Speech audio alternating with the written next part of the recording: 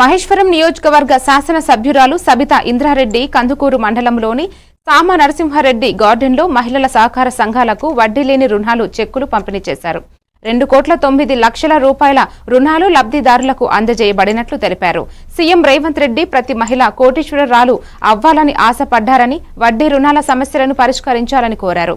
మహిళల కోసం పంట భూములు కేటాయించాలని, 4th సిటీలో 100 ఎకరాల ఇవ్వమని కూడా పిలుపునిచ్చారు. ఏపీఎం సత్యనారాయణ ఈ పథకంపై మహిళలను ప్రోత్సహించారు.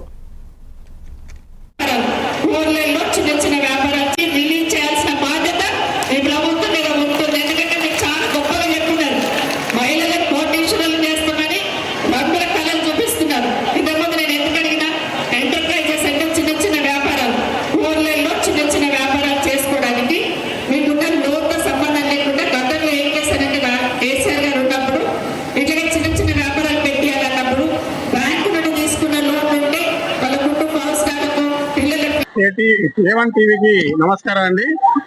ఈరోజు రాష్ట్ర స్థాయిలో ఉన్నటువంటి ఇందిరా మహిళా శక్తి సంబరాల్లో భాగంగా మహేశ్వరం నియోజకవర్గంలోని మహేశ్వరం మండలం కందుకూరు మండలానికి సంబంధించినటువంటి మహిళా స్వయం సేవక సంఘాలు ఉన్నటువంటి 2024 ఏప్రిల్ నుంచి 2024 ఆగస్టు వరకు 2,134 సంఘాలకి 2,09,00,000 రూపాయలను ఈరోజు మాజీ మంత్రివర్యులు శాసనసభ్యులు సబితా ఇంద్రారెడ్డి మేడం గారి చేతుల మీద పంపిణీ చేయడం జరిగింది.